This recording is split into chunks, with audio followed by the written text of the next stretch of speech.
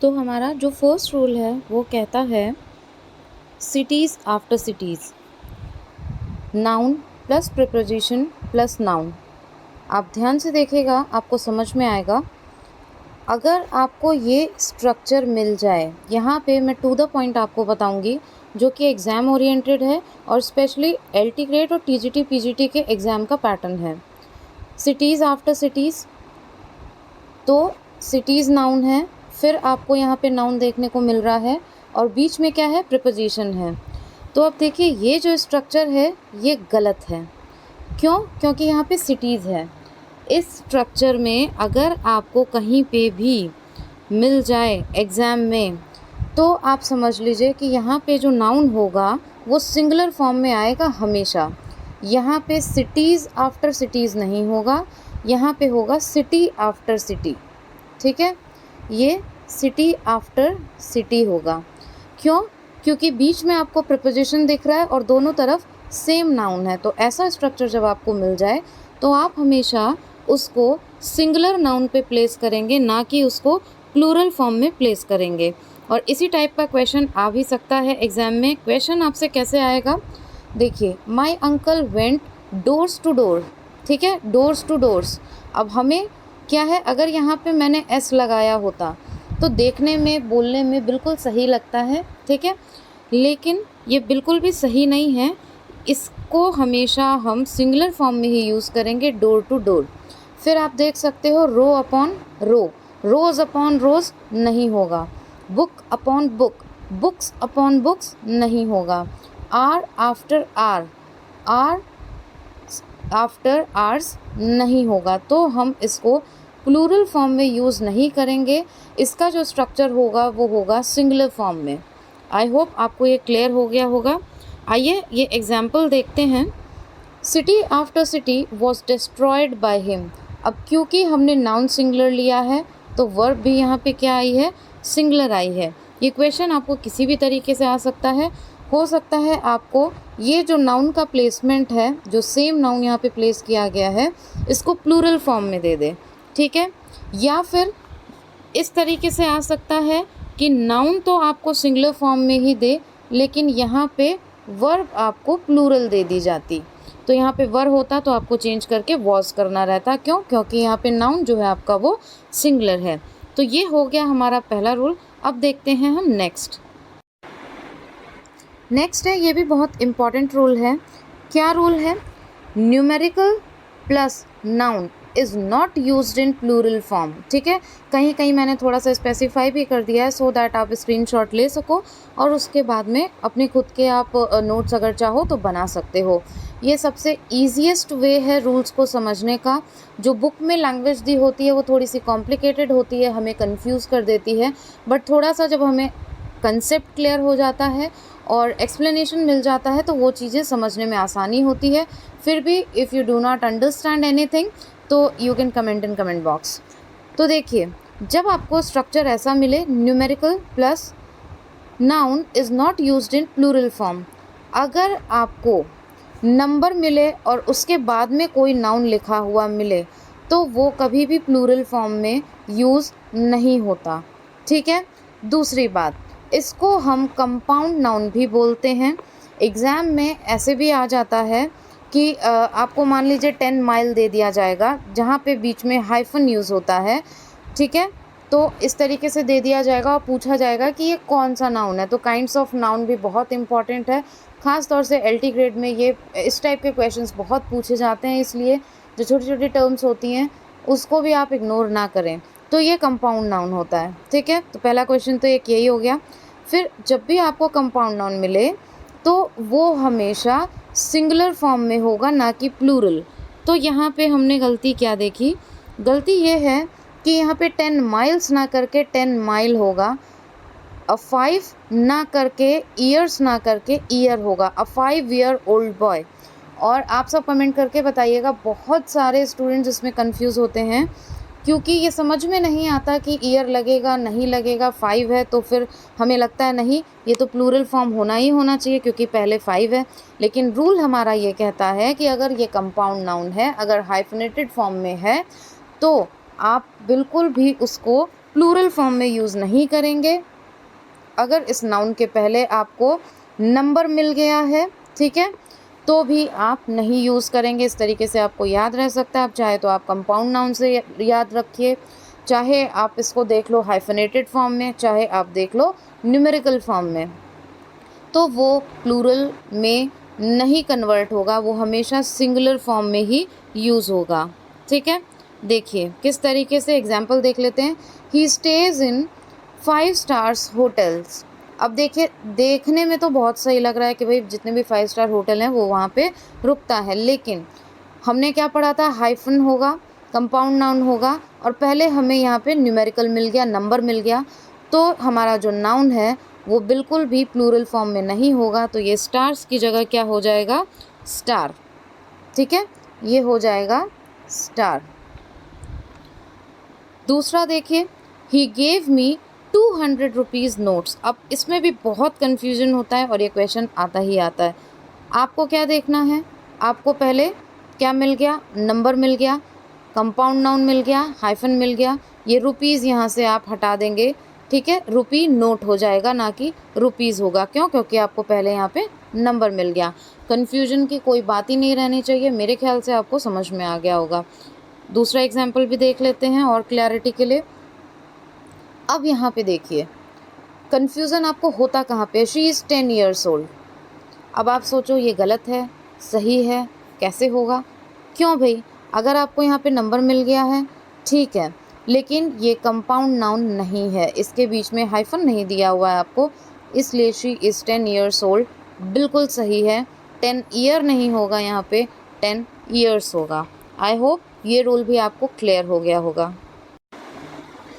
इसमें देखिए, यहाँ पे जो आपको नाउन दिए गए हैं, ठीक है, ये सारी चीज़ें हम पहले भी एसपी बख्शी की जो मैंने सीरीज़ स्टार्ट की थी, एसपी बख्शी की जितनी भी एक्सरसाइजेज हैं आपकी नाउन की, पार्ट्स ऑफ स्पीच की, वो सारी ऑलरेडी कवर कर रखी है। और पूरे रूल्स के साथ में मैंने एक्सप्लेन किया है और उन सारे एरर्स को सॉल्व करवाया है। अगर आप देखना चाहते हैं तो you will get link in description box. Okay, अब ये देखिए, These nouns look plural but used as singular। कुछ नाउन ऐसे होते हैं जो देखने में लगते हैं प्लूरल। क्यों लगते हैं? क्योंकि उन सब के आगे एस लगा होता है। News, mathematics, politics, ethics, physics, athletics, summons, statistics, ठीक है। लेकिन बात ये होती है कि इन्हें यूज़ सिंगुलर किया जाता है। ऐसा नहीं है कि इसके आगे से हम एस हटा देते हैं, वो रहता मैथमेटिक्स, हमेशा मैथमेटिक्स ही रहेगा। आप मैथमेटिक लिखा हुआ कहीं नहीं देखोगे कि यहाँ से एस रिमूव हो गया। ये सारी चीज़ें दिमाग में बिल्कुल मत घुमाइएगा। कंसेप्ट एकदम क्लियर रखिए। कुछ नाउन दिखते तो प्लूरल हैं, लेकिन उन्हें कंसिडर क्या किया जाता है, सिंगुलर। अगर आप बोलते हो कि mathematics is my favourite subject, पहली बात तो उसके आगे से एस हटता नहीं है। दूसरी बात, सब्जेक्ट तो वो एक ही है ना, मैथमेटिक्स तो मैथमेटिक्स ही है, लिखा उसकी स्पेलिंग है CS। तो ऐसा नहीं है कि वहाँ से आप एस हटा देते हो। उसको कंसिडर हम सिंगुलर वर्ब के साथ ही करते हैं, सिंगुलर ही कंसिडर करते हैं। आइए देख लेते हैं कैसे, with the help of example. This news are true. और सबसे बड़ी बात, मैंने बस इतने ही लिए हैं, और भी लिस्ट है। आप एसपी बख्शी की बुक से, जो भी बुक आपके पास में, उसमें आपको ये लिस्ट मिल जाएगी। नहीं देखा है तो जो मैंने आपको कराई है एसपी बख्शी की, वहाँ आपको ये लिस्ट मिल जाएगी। तो दिस न्यूज़ हमेशा लिखा तो जाएगा NEWS, आपको देख के भी लगेगा कि ये क्या है, प्लूरल, लेकिन इसको कंसिडर हमेशा सिंगुलर किया जाता है। तो आर की जगह पे आप क्या लगा दोगे, इज़। यही सारी मिस्टेक होती हैं, यही सारे चीज़ें, छोटे छोटे एरर होते हैं जो हमें नहीं दिखाई देते। सबसे बड़ी बात, रटाफिकेशन की कोई ज़रूरत नहीं है। आप जितना प्रैक्टिस करोगे, जितने एरर के क्वेश्चन सॉल्व करोगे, उतना ज़्यादा आपको चीज़ें क्लियर होती जाएगी। ठीक है, अब आगे बढ़ते हैं। These news are disappointing. ठीक है, तो यहाँ पे क्या हो जाएगा, दिस न्यूज़ इज़ डिसअपॉइंटिंग। ठीक है, 2 series of matches was played last year. अब ये देखिए, यहाँ पे 2 सीरीज़ ऑफ मैचेस किया है, ठीक है, कि 2 सीरीज़ थी, तो यहाँ पे क्या आएगा, वॉज की जगह हो जाएगा वर। 2 series of matches were played last year. ठीक है, अगर सिर्फ किसी मैच की बात होती तो वहाँ पे मैचेस होता और उसको क्या कंसिडर करते, सिंगुलर कंसिडर करते। आगे देखिए, mathematics are my favourite subject, तो यहाँ पे आर नहीं होगा, mathematics is my favourite subject हो जाएगा। आई होप ये वाला रूल भी आपको एकदम क्लियर हो गया होगा। आप 1 से 2 बार वीडियो को देखेंगे, आपको बिल्कुल भी नहीं लगेगा कि कोई चीज़ें आपसे छूट रही है या आपको रटने की ज़रूरत है। जिस तरीके के आपके कमेंट आए थे, तो आई होप इससे आपको काफ़ी हेल्प मिलेगी। नेक्स्ट देख लेते हैं।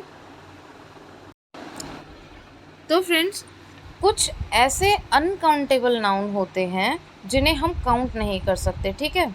कुछ ऐसे अनकाउंटेबल नाउन्स होते हैं जिन्हें हम हमेशा सिंगुलर फॉर्म में ही यूज़ करते हैं, ठीक है।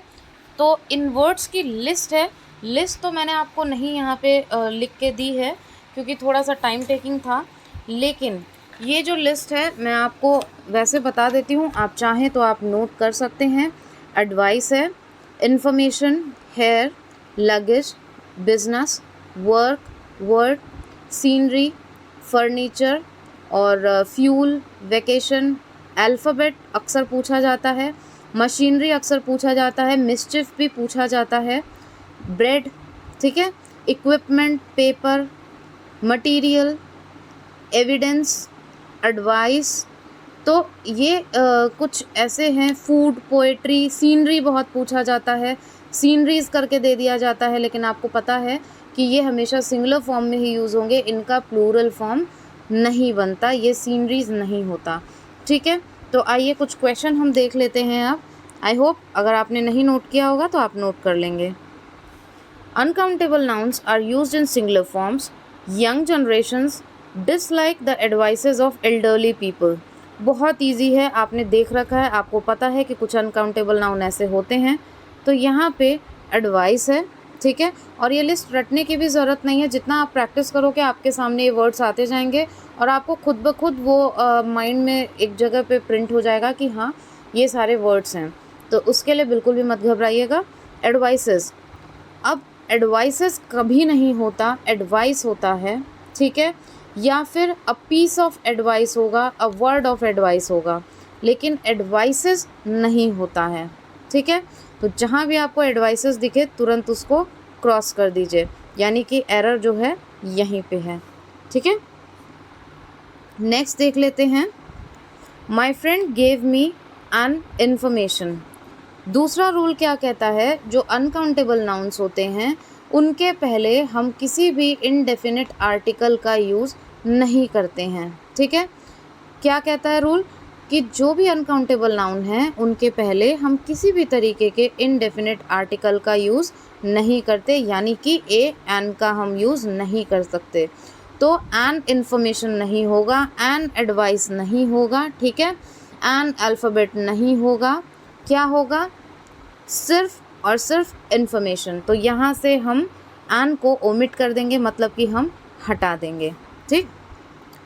तो ये हो गया। और मोस्टली यहाँ पे एडवाइस आता है या फिर इन्फॉर्मेशन आता है, एम्प्लॉयमेंट दे देंगे, एन एम्प्लॉयमेंट, ठीक है। तो एन एविडेंस, तो हमें पता है कि इसके पहले हमें आर्टिकल का यूज़ नहीं करना है।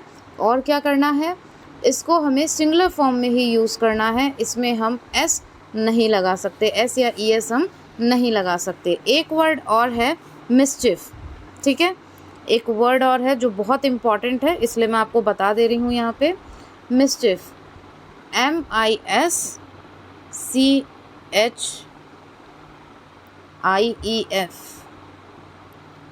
तो ये जो वर्ड है अक्सर इसमें एस लगा हुआ आता है, ठीक है।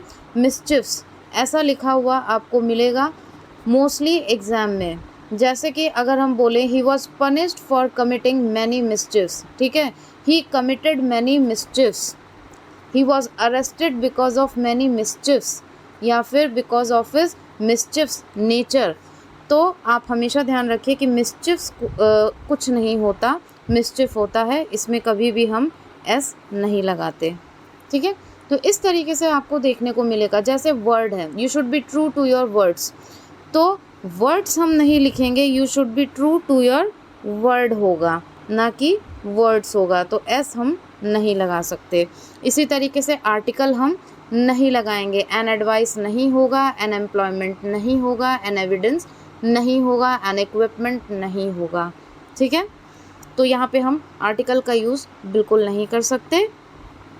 और ना ही इनके साथ में प्लूरल वर्ब आती है, क्योंकि सिंगुलर फॉर्म में यूज़ होंगे तो प्लूरल वर्ब तो आएगी ही नहीं। तो इस तरीके से है। अब आइए आगे देखते हैं। His here is black. हमें कई बार इन सारी चीज़ों में प्रॉब्लम हो जाती है। आपको पता है हेयर क्या है, अनकाउंटेबल है, ठीक है। अब इसको सिंगुलर फॉर्म में ही यूज़ करना चाहिए, लेकिन कई बार आपको दिखेगा HAIRS, his hairs are grey in colour.